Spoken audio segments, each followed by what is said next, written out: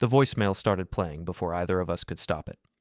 I was parallel parking outside the grocery store when Emma reached for her phone in the cup holder. Her fingers brushed it, knocked it sideways, and the screen lit up. Then a voice filled my Honda. Male, confident, slightly breathless. Last night was insane. Same time tomorrow? Emma's hand shot out like she'd touched a hot stove. She grabbed the phone, fumbled with the buttons, and the voice cut off mid-laugh. The silence that followed was the kind that makes your ears ring. "It's not what you think," she said. I kept my hands on the steering wheel. Didn't look at her, just stared at the crooked parking job I'd made and the red Subaru I'd nearly clipped. "Okay," I said. "Jake, seriously, it's not—" "I heard you." I shifted into park, pulled the key from the ignition. "Who was it?" She was already scrolling through her phone, her thumb moving too fast, too deliberately. "Just someone from work. You're overreacting." I didn't react at all. "Exactly, that's what I mean." She opened her door, stepped out into the autumn chill. "You're doing that thing where you go silent and make me feel crazy." I got out too, locked the car. The afternoon sun was dropping behind the strip mall, casting long shadows across the parking lot. Emma was already walking toward the store entrance, her shoulders tight, her pace just a fraction too quick. Inside, she grabbed a cart and started moving through the aisles like she had a timer running. Milk, bread, chicken breasts wrapped in plastic. I followed a few steps behind, watching the way she checked her phone every 30 seconds, 3 times in the produce section alone. "We need tomatoes," I said. "Right." She grabbed 2 without looking, dropped them in the cart. At the checkout, the cashier, some kid with acne and a name tag that said Tyler, asked how our day was going. Emma gave him a smile that looked rehearsed. I handed over my debit card and watched the numbers on the screen tick upward. $23.47. In the car, Emma said, "I really wish you'd just ask me what you want to ask." "I don't want to ask anything." "Then why are you acting like this?" "Like what?" I merged onto the main road, kept my eyes on the traffic light ahead. Red, then yellow, then green. Predictable, safe. "Cold," she said. Distant. I didn't answer. There wasn't anything to say that wouldn't start something I wasn't ready to finish. Instead, I thought about the name I'd seen flash on her screen in that half second before she grabbed the phone. David Holt. I knew that name. I'd heard it before, or probably at one of Emma's work events. Some fundraiser gala where I'd stood in a corner nursing a beer while she networked with donors and board members.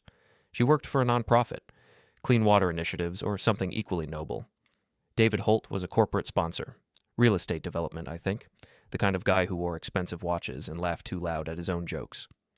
We got home, and Emma disappeared into the bedroom to change into something comfortable. I heard the shower running. 20 minutes later, she emerged in yoga pants and an oversized sweater, hair still damp, face scrubbed clean. "I'm making spaghetti," she said. "Sounds good." She moved around the kitchen with practiced efficiency, filling a pot with water, setting it on the stove. I sat at the table and opened my laptop, pretended to check emails. Really, I was thinking about that voicemail, about the easy familiarity in David Holt's voice, about the way Emma had said, "It's not what you think," before I'd even asked. Liars always do that. They explain before you question. Dinner was quiet. Emma talked about her day, some crisis with a donor pulling funding, a meeting that ran long. I nodded in the right places, made appropriate sounds. She didn't mention David Holt. Neither did I. After dinner, she curled up on the couch with her laptop, scrolling through something that made her frown. I washed the dishes, dried them, put them away. When I came back to the living room, she was texting someone, her thumbs flying across the screen. "Work?" I asked. "Yeah, just coordinating tomorrow's schedule." "Busy week?" "You have no idea." She looked up, gave me a smile that didn't reach her eyes. "I might have to stay late tomorrow. We've got that presentation for the sustainability grant." "What time will you be home?" "Not sure. Probably around 8, maybe 9. I nodded. "I'll save you some leftovers." "You're the best." She set her phone down, reached for the remote. "Want to watch something?" We settled on some crime procedural, the kind where the detective always catches the bad guy in 43 minutes. Emma fell asleep halfway through, her head tilted against the armrest, her breathing deep and even. I watched her for a while, studying the face I thought I knew. Then I picked up my phone and opened a browser. David Holt Real Estate Development. The search returned a professional website with a photo of a man in his mid-30s, square jaw, perfect teeth, the kind of tan that comes from golf courses and ski trips. His bio mentioned a degree from some prestigious business school, a portfolio of properties across 3 states, a wife named Jennifer. A wife. I closed the browser, set my phone aside. On the TV, the detective was explaining how he'd caught the suspect. A small inconsistency in the timeline, a receipt that didn't match the alibi. The kind of detail most people would overlook. I never overlook details. It's what I do for a living. I work for the city, managing facilities and inspections for municipal buildings. It's unglamorous work, checking HVAC systems, coordinating repairs, making sure everything runs on schedule and under budget. People think it's boring. Emma certainly does. She calls it Jake's clipboard job when her friends ask what I do. But the thing about facilities management is that it teaches you how systems work, how buildings function, how people move through spaces, how small problems cascade into big ones if nobody's paying attention. And I'm always paying attention. Emma stirred, blinked awake. What time is it? Almost 11. I should go to bed. She stood, stretched. You coming? In a bit. I want to finish this episode. She kissed the top of my head, her lips barely brushing my hair. Don't stay up too late. I listened to her footsteps fade down the hallway, heard the bedroom door close. Then I opened my laptop again and pulled up Emma's work calendar. We share accounts, always have. Trust and transparency, she'd said when we first moved in together. Tomorrow she had 3 meetings listed. The last one ended at 5:30, no presentation, no late-night coordination. I closed the laptop. On the TV, the detective was arresting the suspect, reading him his rights. The bad guy was crying, saying he didn't mean for things to go so far. He just made one mistake, and everything spiraled out of control. I turned off the TV. The apartment was quiet except for the hum of the refrigerator, the distant sound of traffic outside. I sat in the darkness for a long time, thinking about voicemails and lies and the way Emma's hand had shot out to grab that phone. I thought about David Holt and his perfect teeth. I thought about how I didn't need her to confess. Because here's the thing. People don't understand about evidence. It doesn't require admission. You don't need a signed statement, you just need to see the pattern. Watch the inconsistencies stack up. Note the details that don't fit. And I was very good at noting details. I stood, walked to the bedroom. Emma was already under the covers, her phone charging on the nightstand, screen dark. I undressed quietly, slipped into bed beside her. She didn't stir.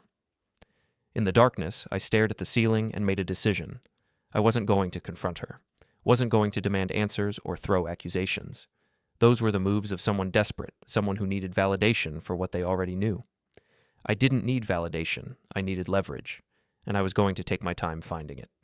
The next morning, Emma left for work at 7:45, same as always. I watched her from the kitchen window as she walked to her car, coffee mug in one hand, phone in the other. She was already texting someone before she even opened the driver's door. I gave her 15 minutes, then called in late to work. My supervisor, Gary, barely cared. I never call in late. That's the advantage of being reliable. People stop questioning you.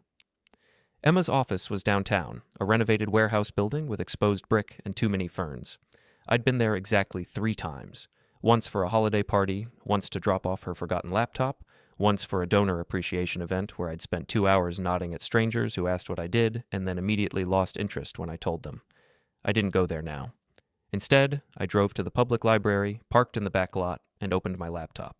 The library has decent Wi-Fi and nobody asks questions.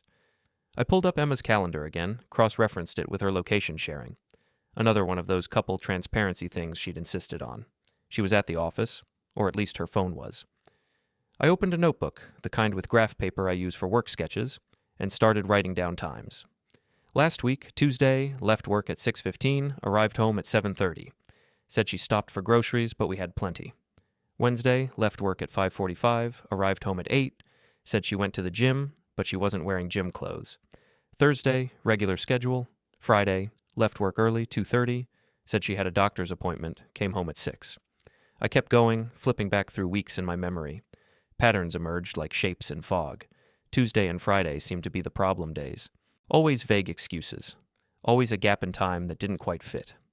My phone buzzed, text from Emma. Don't forget to eat lunch. Love you. I stared at it for a long time before typing back, you too. Around noon, I drove across town to the office park where David Holt's company was located. It was one of those new developments, all glass and steel, with a parking lot full of luxury cars. I didn't go inside, just sat in my car 3 rows back, engine off, watching the entrance. At 12:20, he came out.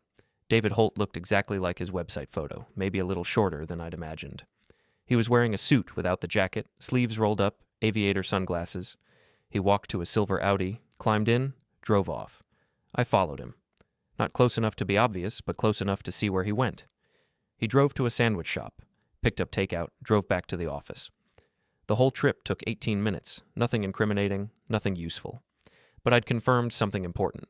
His schedule was predictable. His movements had routine, and routines could be exploited. I went to work after that, spent the afternoon checking fire suppression systems in the courthouse. My coworker, Danny, asked if I was feeling okay. "You seem distracted," he said. "Just tired." Danny's in his 50s. Been doing this job for 20 years. He's the kind of guy who notices when the coffee machine's acting up before anyone else. Good at patterns, too. "Woman trouble?" he asked. "Why would you think that?" "Because you keep checking your phone and you've got that look." "What look?" "The one guys get when they're trying to figure something out they don't want to know." He closed the panel on the sprinkler valve, wiped his hands on his pants. "My advice? Just ask her straight out. Saves time." "There's nothing to ask." "Sure, Jake." He picked up his toolbox. "But if you need to vent sometime, I'm around." I went home at 5. Emma's car wasn't in the lot yet. I let myself in, dropped my keys in the bowl by the door, and stood in the living room for a moment, looking around. Our apartment was nice enough. 2nd floor, 2 bedrooms, balcony overlooking the parking lot. We'd moved in together 2 years ago, right after we got engaged. The engagement ring was modest. I'd saved for 6 months to afford it, but Emma had said she loved it. Now I wondered if that was true. I wondered what else wasn't true. I made myself a sandwich, ate it standing at the counter. Then I did something I'd never done before. I went through Emma's things. Not her phone, that was always with her, but her dresser, her nightstand, the pockets of coats hanging in the closet. I was careful, methodical. Put everything back exactly where I found it. I didn't find anything concrete. No incriminating receipts, no hidden notes. But in the bottom drawer of her dresser, underneath a pile of old college sweatshirts, I found a jewelry box I'd never seen before. Inside was a bracelet. Silver, delicate, clearly expensive. Not something I'd given her. I took a photo of it with my phone, then put it back exactly as I'd found it. Emma came home at 7:15. She walked in smiling, carrying takeout bags from the Thai place we both liked. "Surprise," she said. "I figured we could use a nice dinner." "What's the occasion?" "Do we need one?" She set the bags on the counter, started unpacking containers. "I just thought it would be nice. We've both been stressed." We ate on the couch, watching another crime show. Emma talked about her day, some problem with a grant application, a conference call that went well. She seemed relaxed, happy even. I matched her energy, laughed at the right moments, asked follow-up questions. "How was your day?" she asked eventually. "Boring. Fire inspections, permit reviews, same old thing." "You work too hard." "So do you." She smiled, reached over and squeezed my hand. "We're a good team." "Yeah," I said. "We are." After dinner, Emma took a shower. I heard the water running, heard her humming some song I didn't recognize. While she was occupied, I pulled out my phone and searched for the bracelet. Silver bracelet designer, delicate chain. The search results showed similar pieces from high-end jewelers. Price range, $400 to $800. I closed the search. When Emma came out of the bathroom, wrapped in a towel with her hair in a wet twist, she found me on the couch with my laptop. "What are you working on?" she asked. "Just checking some scheduling stuff for next week?" "Thrilling." She disappeared into the bedroom, came back wearing pajamas. "Want to watch something?" "Sure." We settled on a documentary about cave diving. Emma fell asleep 20 minutes in. I stayed awake, watching divers descend into underwater darkness, their lights cutting narrow paths through the black. The narrator talked about the dangers of tight spaces, limited oxygen, the way panic could make someone do something stupid when they should stay calm. I thought about confrontation versus strategy, about how most people, when they discover a betrayal, immediately react. They yell, demand explanations, force a conversation that goes nowhere because the other person just lies better. That's panic thinking. I was trained not to panic. In my job, when a building system fails, you don't just start ripping out pipes. You trace the problem, find the source, map the connections, then you fix it methodically, step by step. I was going to do the same thing here. Over the next week, I established a routine. I documented everything, Emma's schedule, her mood changes, the times she checked her phone. I cross-referenced her location data with her stated plans. The gaps kept appearing. Tuesday night, she said she had a networking event. Her location showed her at a hotel downtown from 6 to 9:30. The event, according to the nonprofit's website, ended at 8. Friday afternoon, she left work early again. Another doctor's appointment. Her location showed her at a restaurant across town. I didn't confront her, didn't change my behavior at all. Instead, I started preparing. I reached out to Danny at work, asked him about security systems. We'd worked on some upgrades at the municipal courthouse, and I knew he had contacts in the industry. "Why the sudden interest?" he asked. "Thinking about getting cameras for the apartment. Package thieves?" "Your building has a lobby camera." "I want something better." He gave me a name, a guy who installed residential systems on the side.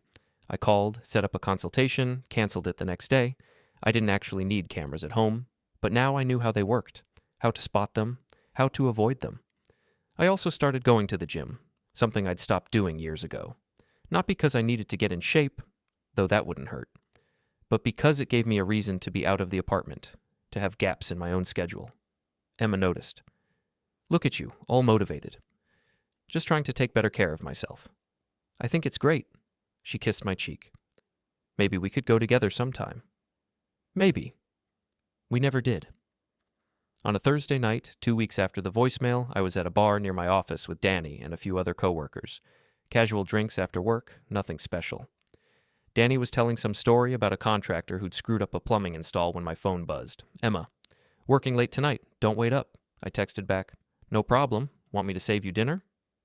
Emma, "Already ate, thanks though." I checked her location. She was at the office, or her phone was.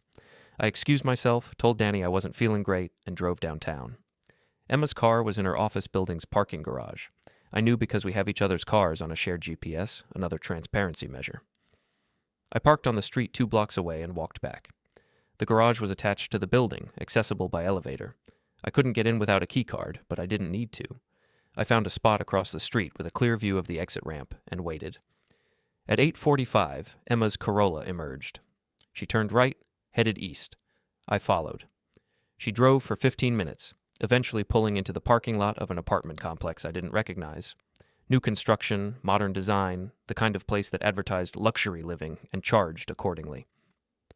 She parked, got out, walked to one of the buildings. I watched her disappear inside. I sat there for 10 minutes, 20, 30. The lights in the parking lot buzzed quietly. A couple walked past with a small dog. Nobody paid attention to me. At 9:40, Emma came back out. She walked quickly, head down, got in her car, and drove away. I didn't follow her home. Instead, I stayed and walked into the building's lobby. It was locked, requiring either a key fob or a resident to buzz you in, but there was a directory on the wall, a list of names and unit numbers. I scanned it slowly, looking for David Holt. Unit 412. I took a photo of the directory, walked back to my car. At home an hour later, Emma was already in bed, her laptop open beside her. "How was your late night?" I asked. "Exhausting, but productive." She closed the laptop. "How was your drink thing?" "Fine. Danny got drunk and told terrible jokes." She laughed. "Sounds about right." I undressed, climbed into bed beside her. She rolled over, kissed me goodnight. "Love you," she said. "Love you too." She fell asleep within minutes.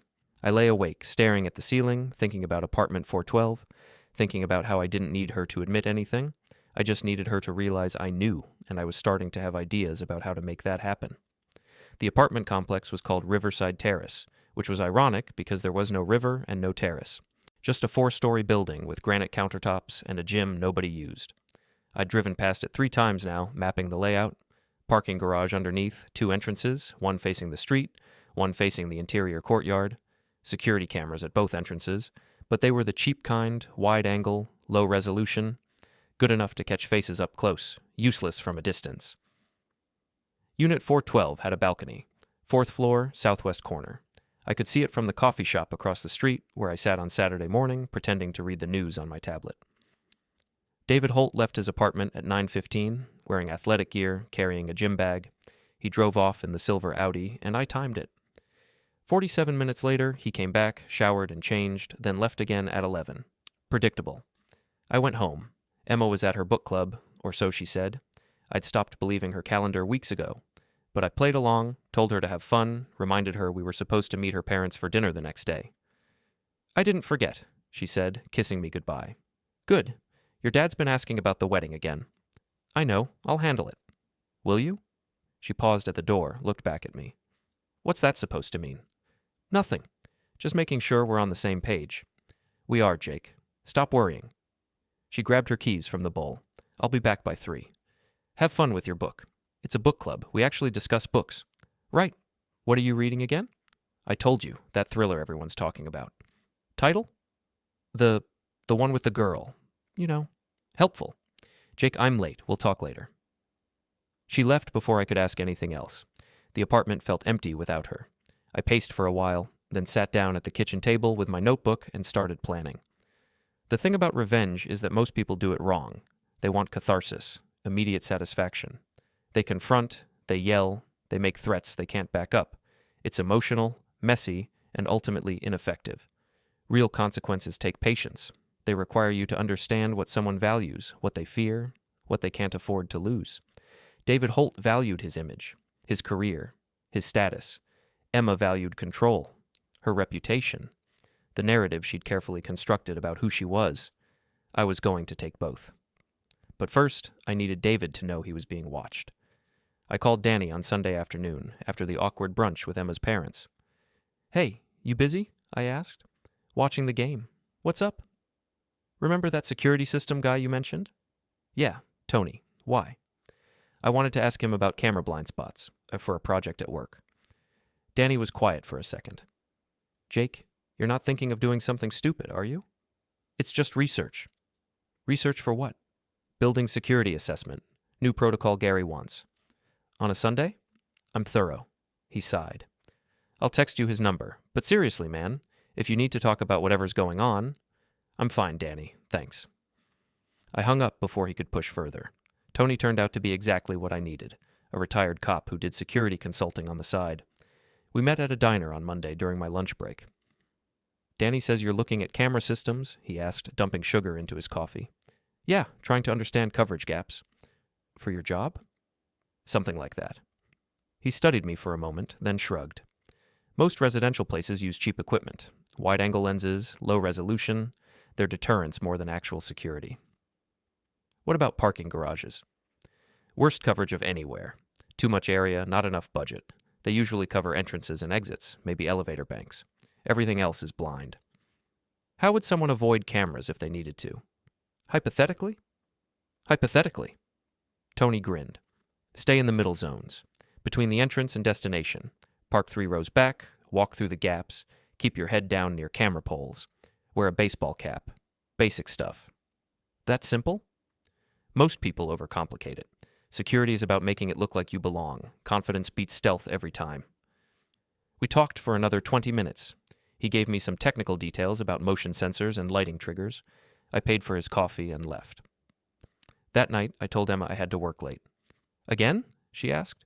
Heating system at the library. Emergency repair. On a Monday night? Pipes don't care what day it is. She was sitting on the couch with her laptop, but I noticed as she'd changed clothes since I got home. Different shirt, fresh makeup. You going somewhere? I asked. What? No. Why? Just wondering. You look nice. I always look nice. True. I grabbed my keys, headed for the door. Jake? I turned back. Yeah? Are we okay? Why do you keep asking me that? Because you keep acting weird. I'm not acting weird. I'm just tired. We should talk. Really talk. About what? She opened her mouth, then closed it. Nothing. Never mind. Be careful with the pipes. Always am. But first, I needed David to know he was being watched. Sunday morning, Emma's parents took us out for brunch. Her father, Richard, was a retired banker who still wore cufflinks on weekends. Her mother, Patricia, taught piano and asked too many questions about our wedding plans. Have you set a date yet? Patricia asked, cutting into her eggs Benedict. We're still figuring it out, Emma said. It's been 2 years since the engagement, Richard pointed out. We're not in a rush, I said. Patricia looked at me with that expression mothers get when they're trying to be supportive but are secretly disappointed. Well, whenever you're ready, we just want you both to be happy. Emma reached over and squeezed my hand. We are happy, right, Jake? Absolutely. After brunch, we drove home in silence. Emma stared out the window, her jaw tight. Your mom means well, I said. I know. We could set a date, if you want. Do you want to? I glanced at her. She was still looking out the window, her reflection ghostly in the glass. I asked you first, I said. I'm happy how things are. Okay. Is that okay with you? I said okay, didn't I? She didn't respond. That night, I told Emma I was going to work late the next day, some emergency maintenance at City Hall. She barely looked up from her laptop. Sure, she said. I might go to yoga after work anyway. Sounds good. Monday evening, I drove to Riverside Terrace, parked in the visitor section of the garage, walked through the lobby like I belonged there. Nobody stopped me. People assume confidence equals permission. I took the elevator to the 4th floor, walked to Unit 4 and 12. The hallway was empty, quiet except for the hum of fluorescent lights. I pulled out my phone, checked the time. 6:45. According to his pattern, David wouldn't be home until after 7. I had time. From my pocket, I took out a small padlock, the kind you buy at hardware stores for $10. I slipped it through the U bracket of his door handle, clicked it shut. It wasn't sophisticated, wasn't meant to be. The lock was cheap enough that he could cut it off with bolt cutters in 5 minutes. But that wasn't the point. The point was sending a message. I know where you live. I walked back to the elevator, took it down to the garage, got in my car, and drove 3 blocks away. Then I parked and waited. At 7:18, David's Audi pulled into the garage. I gave him 10 minutes. My phone rang right on schedule. Not from David. I didn't have his number. But I'd been monitoring Emma's location, and suddenly she was on the move, driving fast across town. I smiled. 15 minutes later, I drove back to Riverside Terrace, parked across the street where I could see the entrance. Emma's Corolla was in the garage now, 2nd level. This time, I wasn't watching the building. I was watching for someone else. At 8:30, a maintenance truck pulled up. 2 guys got out carrying bolt cutters and a toolbox. They went inside. 30 minutes later, they came back out, got in the truck, drove away. Emma's car left at 9:10. I waited another 20 minutes, then drove home. Emma was already there, sitting on the couch with a glass of wine, her laptop open. How was yoga? I asked. Good. Tough class. She didn't look at me. How was the maintenance thing? Boring. Broken heating valve. Exciting life we lead. I made myself a sandwich, sat down next to her. On her laptop screen, I could see her email inbox. Nothing unusual, just work correspondence and spam. Everything okay? I asked. Why wouldn't it be? You seem tense. I'm fine. She closed the laptop, took a sip of wine. Just tired. We went to bed early. Emma was restless, kept shifting positions, checking her phone. I pretended to sleep, listening to the sound of her breathing, the occasional buzz of a text message. The next morning, I called in sick. Told Gary I had food poisoning. He didn't question it. I never call in sick either. I drove back to Riverside Terrace at 9:30, parked in my usual spot across the street. David's car was still in the garage. I waited. At 10:15, he came out, but he didn't get in his car.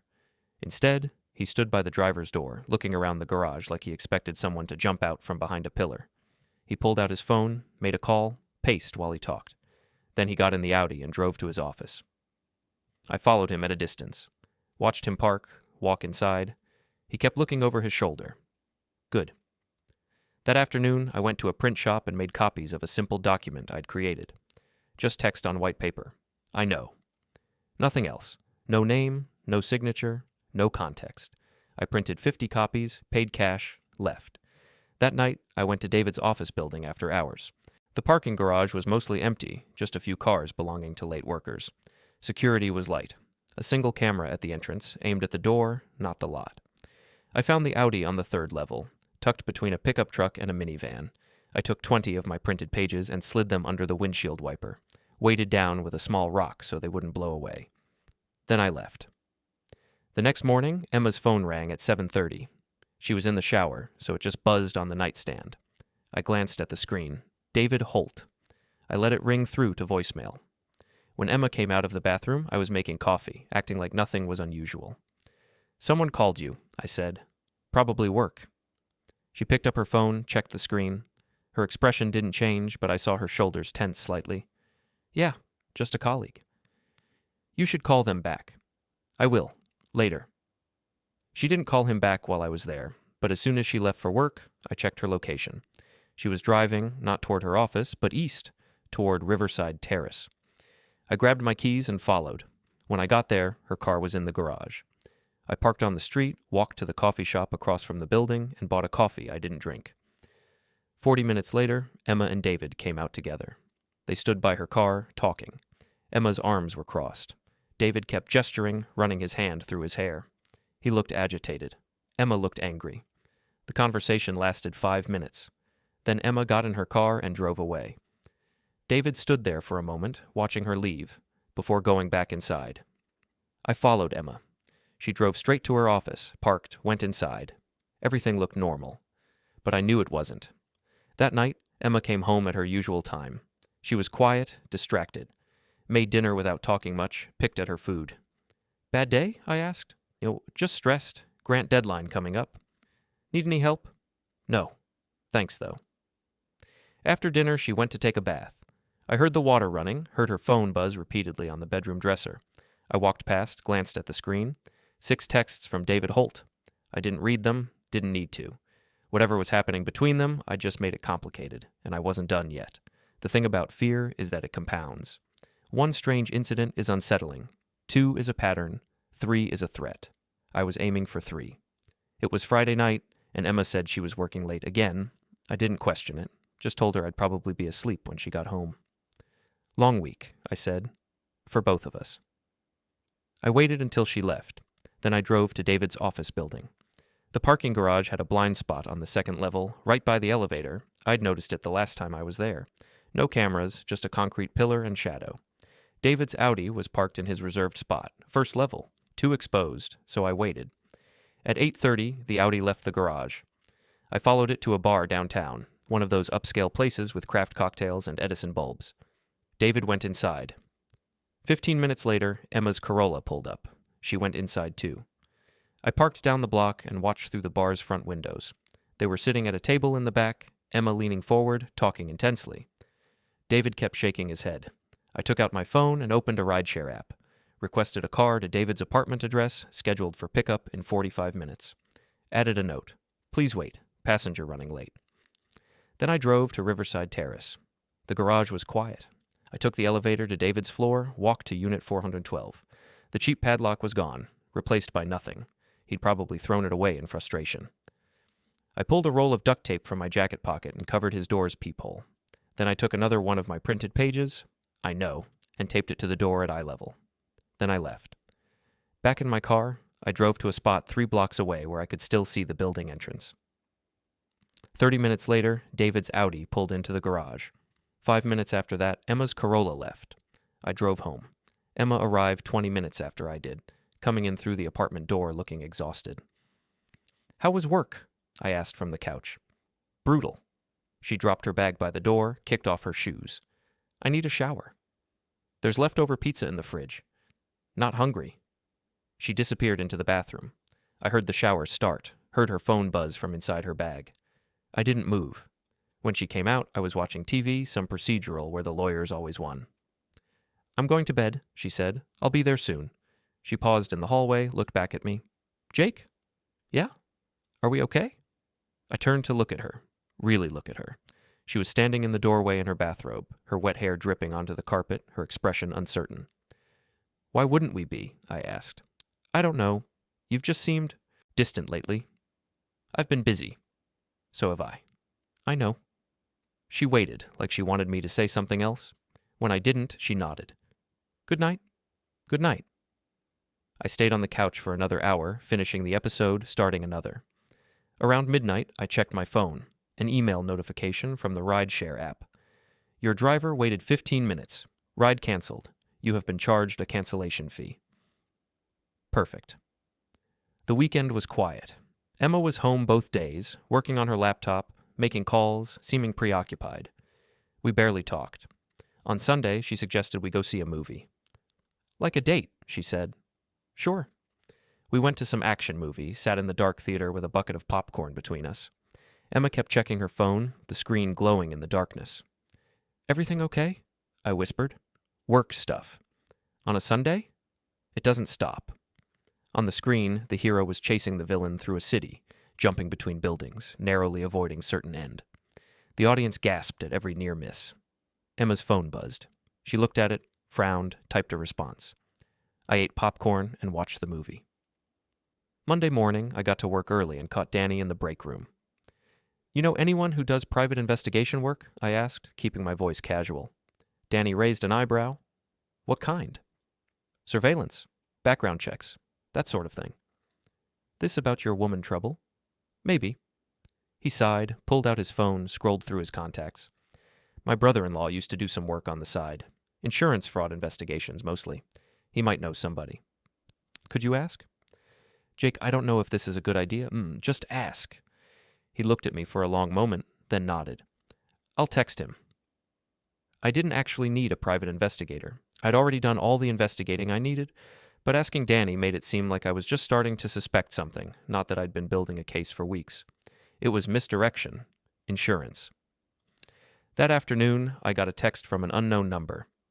Heard you need some help. Name's Cole. Here's my rate sheet. I didn't respond. Tuesday evening, Emma came home late again. She'd been doing that more often lately, her excuses getting weaker. Tonight it was drinks with the development team. How was it? I asked. Fine. We went to that new wine bar on 5th. The one with the exposed brick? Yeah. I nodded. Didn't mention that I'd driven past that wine bar on my way home. It had been closed for renovations for the past 3 weeks, according to the sign in the window. Wednesday night, I executed step 3. David's office building had underground parking with an entrance on the south side and an exit on the north. There was a 15-second gap between when a car triggered the exit gate sensor and when the gate actually opened. I'd timed it the week before. I waited in that gap. At 7:40, David's Audi approached the exit gate. The sensor beeped. The gate started to rise. I walked into the gap, stood directly in front of his car. David slammed on his brakes. Through the windshield, I could see his face clearly. Confusion, then recognition, then fear. I didn't say anything, just stood there, hands in my pockets, staring at him. He honked. The sound echoed through the concrete garage. I didn't move. He honked again, longer this time, then rolled down his window. Get out of the way, he shouted. I tilted my head slightly, still didn't speak. I'm serious. Move. The gate finished opening. Behind David's car, another vehicle had pulled up, waiting to exit. The driver honked. David's hands were shaking on the steering wheel. I'm calling the authorities. I smiled. Not friendly. Just enough to let him know this wasn't random. Then I stepped aside and walked away, disappearing around a concrete pillar. Behind me, I heard the Audi peel out, tires squealing. I took the stairs to street level, walked 3 blocks to where I'd parked my car. My heart was pounding, adrenaline singing through my veins. That was the first time I'd let him see my face clearly. The first direct confrontation. Now he knew this wasn't pranks or coincidence. Now he knew someone was watching him. Now he knew he should be afraid. I drove home. Emma was on the couch with her laptop, a glass of wine beside her. Hey, she said, barely looking up. Hey. There's Chinese in the fridge if you want some. Thanks. I heated up the food, sat down next to her. On her laptop, she was looking at real estate listings. Thinking of moving? I asked. She closed the laptop quickly. Just browsing, curious what's out there. Our lease isn't up for 6 months. I know, I'm just looking. I ate my fried rice in silence, watching her from the corner of my eye. She was tense, her jaw tight, her fingers drumming against the couch cushion. Emma? Yeah? If something was wrong, you'd tell me, right? She looked at me, really looked at me for the first time in days. Of course. Why? You've just seemed stressed lately. It's just work. The grant stuff is complicated. Is that all? What else would there be? I shrugged. I don't know. You tell me. She held my gaze for a long moment, and I saw something flicker across her face, guilt maybe, or calculation. Then she looked away. I'm fine, Jake. Really. Okay. But neither of us believed it. Thursday afternoon, I got a call from an unknown number. I almost didn't answer, but curiosity won. Hello? Is this Jake? A man's voice, unfamiliar. Who's asking? My name is David Holt. I think you know who I am. I pulled over to the side of the road, put the car in park. How did you get this number? Emma gave it to me. Did she? Look, I don't know what you think is going on, but you need to stop. Stop what? The threats, the intimidation, the stalking. It's over, okay? Whatever you think you know, you're wrong. Am I? Yes. And if you don't back off, I'm going to file a complaint. Restraining order. Whatever it takes. I was quiet for a moment, thinking. Go ahead. What? File your complaint. Get your restraining order. I'm sure the authorities would love to hear why you think I'm a threat, what you'd have to explain to get that order. Silence on the other end. That's what I thought, I said. You've got a lot to lose, David. A career, a reputation, maybe a marriage. How would Jennifer feel about all this? You leave her out of this. Then you stay away from Emma. She's the one who... He stopped himself. Who what? More silence. Here's what's going to happen, I said, my voice calm, measured. You're going to end whatever this is, cleanly, completely, and you're going to make sure Emma knows it was your decision. Or what? Or I'll make sure everyone knows. Your wife, your business partners, your clients. I've got documentation, David, photos, times, dates, locations. I've been very thorough. You're bluffing. Try me. I hung up. My hands were steady on the steering wheel. My heart rate was normal. I felt calm. I felt good. That night, Emma came home early for once. She walked in the door, dropped her bag, and stood in the living room looking lost. I need to talk to you, she said. Okay. Can we sit? We sat on the couch, facing each other. Emma's hands were folded in her lap, her expression carefully neutral. I think we should postpone the wedding, she said. I didn't react. Why? I'm not sure I'm ready, and I don't think you are either. What makes you say that? Jake, come on. You've been different lately, cold, distant, like you're not even here. I've been busy. It's more than that. She looked down at her hands. Maybe we moved too fast, got engaged before we really knew each other. We've been together 4 years. I know, but still, don't you ever feel like something's missing? I studied her face, the careful expression, the rehearsed words. She was trying to control the narrative, frame this as a mutual decision. Is there someone else? I asked. Her eyes widened. What? No. Why would you ask that? Just curious. There's nobody else, Jake. This is about us, about whether we really want the same things. What do you want? I don't know yet. That's the problem. I nodded slowly, letting the silence stretch out between us. Emma shifted uncomfortably. Say something, she said. What do you want me to say? I don't know. Anything. You're just sitting there. I'm thinking. About what? I stood up, walked to the window. Outside, the parking lot was mostly empty, just a few cars under the yellow streetlights. I think you're right, I said finally. We should postpone. Really? Yeah, clearly something's off. We should figure out what it is before we make any permanent decisions. I could feel her watching me, trying to read my reaction. You're being very calm about this, she said. What did you expect? I don't know. More emotion? I turned to face her. Would that make you feel better? I just thought you'd be more upset. I'm tired, Emma. Maybe that's the problem. We're both tired. She nodded, relief washing across her face. Yeah, maybe. That weekend, Emma moved some of her things to her friend Rachel's place. Just temporarily, she said, until we figure things out. Sure. I helped her load boxes into her car. She kept apologizing, saying this was for the best, promising we'd stay in touch. It's not a breakup, she said. Just a break. I understand. After she left, I sat in the quiet apartment and smiled. She thought she'd played me, thought she'd managed the situation perfectly, maintained control, kept her options open. She had no idea what was coming next. About 3 days after Emma moved out, David's world started falling apart. It started small. A client review that mysteriously went bad, someone mentioning they'd heard concerns about his reliability, nothing provable, just whispers. Then a complication with one of his property deals. A permit that should have been rubber-stamped suddenly requiring additional inspections. Delays piling up, money getting tight. I watched it unfold from a distance, not directly involved, but strategically positioned. Because here's what people don't understand about systems. They're all connected. You don't need to break something yourself. You just need to know who to call, what questions to ask, which form to file. I work for the city. I know which departments talk to which. I know how to flag things for review without leaving fingerprints. And I'd been very busy. The second week, David's wife Jennifer filed for separation. I heard about it through Danny, whose sister-in-law worked at a law firm that handled her case. Apparently the guy was cheating, Danny said over coffee. Wife found text messages. That's rough, I said. Yeah, never ends well. No, I agreed. It doesn't. Emma called me 4 times that week. I didn't answer. She left voicemails saying she wanted to talk, that she missed me, that maybe we'd made a mistake. I deleted them without listening to the full message. On Friday, I drove to Riverside Terrace at midnight. The parking garage was nearly empty. I found David's Audi on the second level, parked in his spot. I didn't damage it, didn't key it, or slash the tires, or do any of the stupid things people do when they want to lash out. Instead, I placed a simple envelope under the windshield wiper. Inside was a printed spreadsheet. Dates, times, locations, every instance I'd documented of David and Emma together. Some I'd witnessed personally, others I'd pieced together from location data and credit card timestamps I'd seen on our shared accounts before Emma moved out. Also in the envelope, a business card for Jennifer's divorce attorney. Then I went home and slept better than I had in months. Saturday morning, Emma showed up at the apartment unannounced.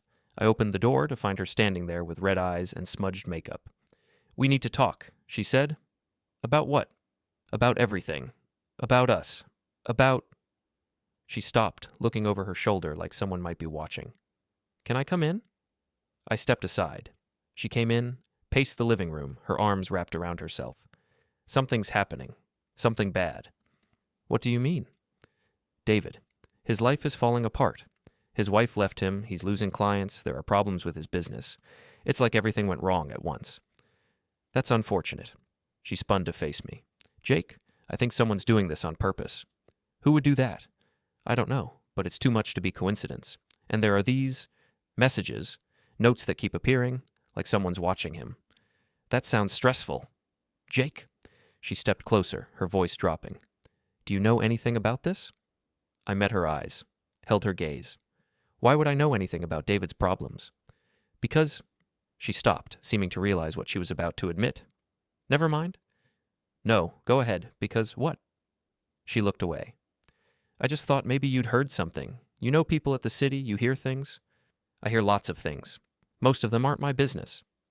"Is that what I was? Not your business?" "You moved out, Emma. You said we needed space, that we moved too fast." "I know what I said." "Then what are you doing here?" She sat down on the couch, put her face in her hands. "I made a mistake." "Which one?" "All of them." She looked up at me, tears streaming down her face. "I was confused and stupid, and I hurt you. And I'm sorry. I'm so sorry." I stood by the window, my hands in my pockets, watching her cry. Part of me, a small, distant part, felt something. Sadness, maybe. Or just the ghost of what I used to feel. The rest of me felt nothing at all. "David called me yesterday," she continued. "He said someone approached him in a parking garage. Just stood there, staring at him. Said the same person has been leaving notes, following him. He thinks it might be you." "Does he? Is it?" "If I was going to do something to someone," I said slowly, "I'd be smart enough not to get caught." She wiped her eyes, studied my face. "What does that mean?" "It means you should go home, Emma, back to Rachel's or wherever you're staying." "Jake, please, I'm trying to apologize." "I know, I heard you." "And?" "And what?" "You apologized." "That's nice. Doesn't change anything." "We can fix this." "No," I said. "We really can't." She stood up, anger flashing across her face. "So that's it? You're just going to shut me out? Not even try?" "Try what? To forgive you for something you won't even admit you did?" "I just did admit it." "No, you said you made a mistake. You said you were confused. Those aren't admissions, Emma. Those are excuses." "What do you want me to say?" "Nothing. I don't want you to say anything." She stared at me, something like fear creeping into her expression. "You're different. You're not the same person." "Yeah," I said. "I'm not." She grabbed her purse, headed for the door, stopped with her hand on the handle. "If you're doing something to David, if you're behind all of this, then what? Then you need to stop. This isn't you. This isn't who you are." "You don't know who I am, Emma. You never did." She left. I watched from the window as she got in her car, sat there for a few minutes with her hands on the steering wheel. Then she drove away. The next Tuesday, David Holt left town. Just packed up and disappeared, according to Danny's sources. Left the apartment lease hanging, left his business in chaos. "Guy just vanished," Danny said. "Weird, right?" "People do strange things when they're stressed," I said. "I guess so." Emma texted me once more, 3 weeks later. "I know it was you." I didn't respond. A month after that, she moved to a different city. I know because the notification came through when she changed her address on our shared insurance policy.